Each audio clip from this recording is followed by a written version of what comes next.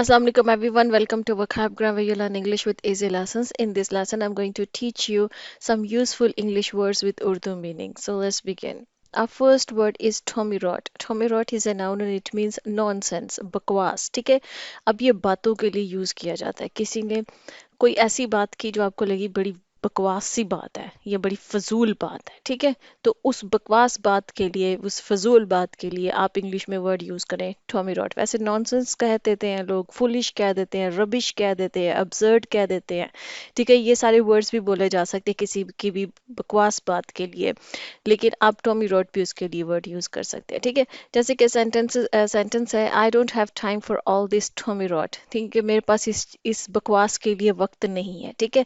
या आप कह सकते हैं आई don't have time for all this nonsense, इस नॉनसेंस के लिए, इस बकवास के लिए, इस फजूल बात के लिए जिसका कोई सर पैर नहीं है, मेरे पास इसके लिए टाइम नहीं है, ठीक है जी.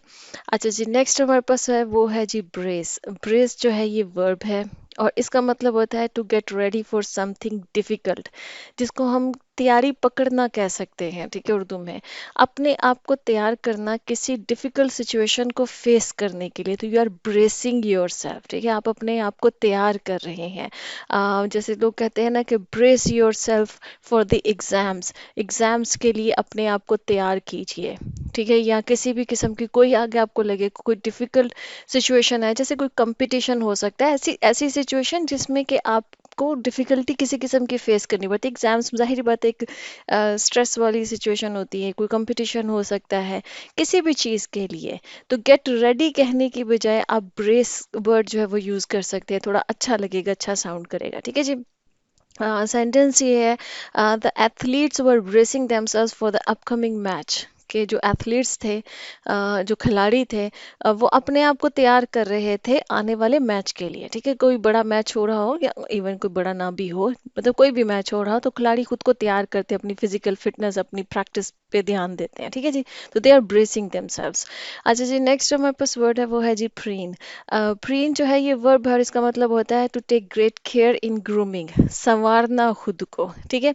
प्रीन हम वर्ड उस शख्स के लिए यूज करते हैं, जो शख्स अपने आप को सजाने संवारने के लिए जो है ना वो बड़ा ध्यान देता है, ठीक है, और खुद को फिर मिरर में बार बार देखता भी है कि मैं कैसा लग रहा हूँ या लग रही हूँ. अच्छा, ये जो प्रीन वर्ड है ना, वैसे ओब्वियसली हम संवारना वर्ड ज़्यादातर जो है वो लड़कियों के लिए इस्तेमाल करते हैं, लेकिन ये लड़कों के लिए भी हो सकता है, क्योंकि कुछ लड़कों को भी शौक होता है खुद को ग्रूम करने का, संवारने का, अच्छा दिखने का, ठीक है. तो प्रीन वर्ड दोनों के लिए यूज हो सकता है संवारने के मीनिंग में, ठीक है. सेंटेंस ये है कि she spends hours preening in front of the mirror, कि वो घंटों लगाती है खुद को, हम जो नॉर्मल जिंदगी में हम बोलते हैं खुद को तैयार करने में, ठीक है, या खुद को संवारने में, सजने संवरने में, ठीक है, खुद को संवारने में शीशे के सामने जो है वो घंटों लगाती है, ठीक है जी. नेक्स्ट हमारे पास है वो है जी डेंटली. डेंटली जो है ये एडवर्ब है और इसका मतलब होता है doing something in a delicate and graceful way, नफासत से, ठीक है.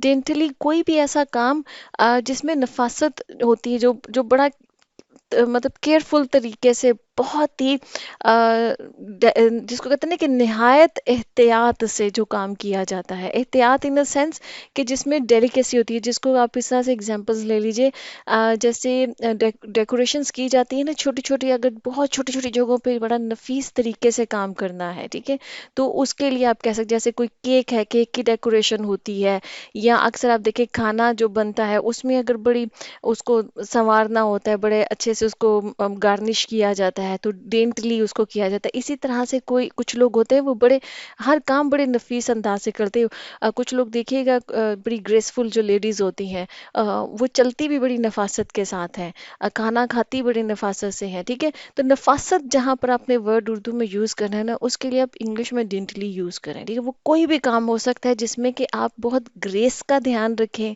और उसमें जो है ना वो एक डेलिकेसी का ध्यान रखें, ठीक है. तो ये दो चीज़ें जिस काम में भी हो रही हो तो वो आप उसके लिए वर्ड यूज़ कीजिए डेंटली. जैसे कि सेंटेंस ये है, She ate the sandwich daintily, taking small bites and wiping her mouth with napkin. ठीक है, बड़ी नफासत से उसने जो है ना वो सैंडविच खाया, छोटी छोटी बाइट्स ली उसने। और जनाब अपना जो मुंह है वो उसको नैपकिन से साफ किया कि वो कोई मतलब कोई टुकड़ा जो है वो खाने का उस पे लगा ना रहे। ठीक है, तो मतलब उसने बड़ी नफासत के साथ जो है वो सैंडविच खाया।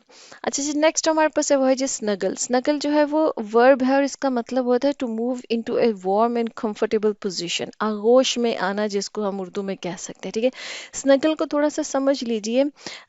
हग करना होता है ना जिसको हम कहते हैं गले लगना किसी के, स्नगल उससे थोड़ा सा डिफरेंट है।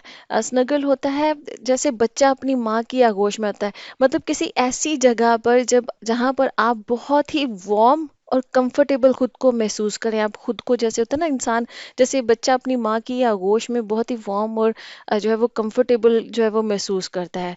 ठीक है, इसी तरह से जैसे हस्बैंड वाइफ जब एक दूसरे को कडल करते हैं तो वो भी स्नगल करना कहलाता है। या समटाइम जब जब जब सर्दियों में हम अपने ब्लैंकेट में जाते हैं तो वो भी स्नगल होता है। ठीक है, कि आप एक बहुत ही वार्म एंड कंफर्टेबल अपने ब्लैंकेट में महसूस करते हैं। ठीक है, तो स्नगल का मतलब एक किस्म का किसी भी चीज़ की, किसी इंसान की या किसी चीज़ की जो है ना वो आगोश में जब आते हैं कि वहां पर आप एक वार्मथ भी महसूस करें और आप कंफर्ट भी महसूस करें। ठीक है, तो उसके लिए स्नगल वर्ड होता है। जैसे सेंटेंस है the scared child snuggled with her mother until late, कि जो खौफजदा जो बच्चा था, स्केर्ड या टेरिफाइड, आप दोनों वर्ड यूज कर सकते हैं, कि जो खौफजदा बच्चा था किसी भी वजह से उसको खौफ आया तो उसने वो अपनी माँ के साथ उसने स्नगल किया, मतलब अपनी माँ की आगोश में चला गया। अंटिल लेट, देर तक, मतलब कि अपनी माँ की वो जैसे बच्चा चिपकता है ना माँ के साथ, उसके साथ। ठीक है, तो वो उसको अब स्नगल कहेंगे कि वो अपनी माँ की आगोश में जो है ना वो काफी देर तक जो है वो रहा। अच्छा जी, नेक्स्ट है जी gobble. Gobble is a verb and it means to eat something without chewing, निगलना जिसको हम कहते हैं। अच्छा, इसमें क्या होता है कि तेजी से खाना, आपको किसी चीज की जल्दी है कोई, तो आप जो ना खाने को तेजी से खत्म करने के लिए जो है ना क्या करते हैं हम, कि हम अक्सर उसको जो है ना वो च्यू नहीं करते हैं, बहुत कम च्यू करते हैं। ठीक है, चबाते नहीं हैं उस खाने को, या बहुत थोड़ा सा चबाते हैं और उसको बस निगलने की कोशिश करते हैं। तो जब हम खाने को निगलते हैं तो वो गॉबल करना कहलाएगा। जैसे कि he gobbled his breakfast down in a hurry so he could catch the bus, कि उसने बस जल्दी से अपना जो नाश्ता था वो बस निगला जल्दी में, ताकि वो जो है ना वो अपनी बस जो है वो पकड़ सके।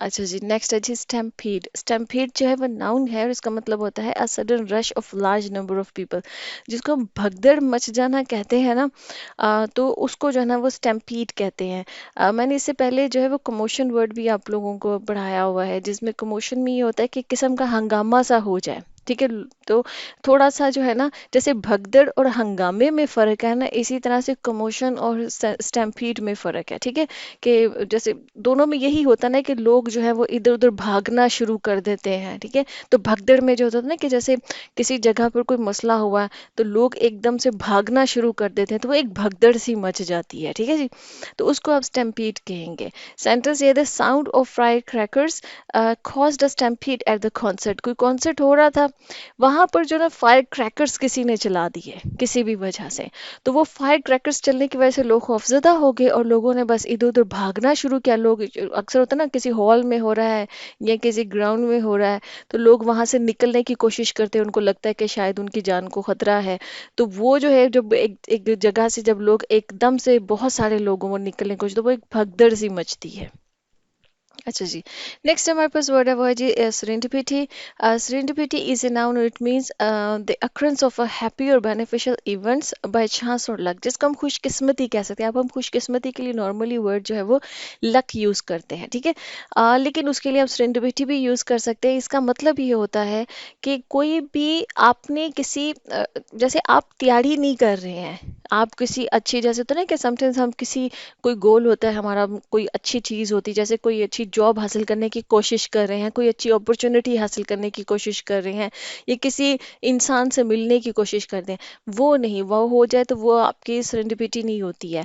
ये होता है कि आप कोशिश नहीं कर रहे हैं और बाय चांस आपके साथ कुछ अच्छा हो गया है, आपने उसको एक्सपेक्ट नहीं किया, आप उसके लिए कोई कोशिश नहीं कर रहे थे, आप काम कुछ और करने गए थे और हो आपके साथ कुछ अच्छा अच्छा गया। सेरेंडिपिटी को हमेशा जो है ना वो अच्छे के सेंस में, जिसको हम खुशबख्ती कह सकते हैं, खुशकिस्मती कह सकते हैं, कि जिसमें आपकी अपनी कोई इनपुट नहीं है, ठीक है, आपकी अपनी कोई स्ट्रगल, कोई कोशिश नहीं है उसके अंदर, तो वो सेरेंडिपिटी कहलाएगा।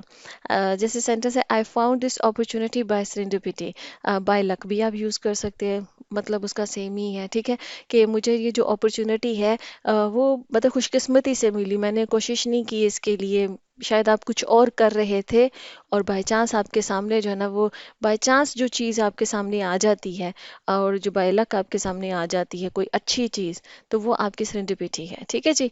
ओके जी फ्रेंड्स, यहाँ पे लेसन ख़त्म होता है। आई होप कि इंटरेस्टिंग वर्ड्स आपने सीखे, यूज़फुल वर्ड्स आपने सीखे, इनको अपनी कन्वर्सेशन में यूज़ कीजिए। And I see you next session. अल्लाह हाफिज़।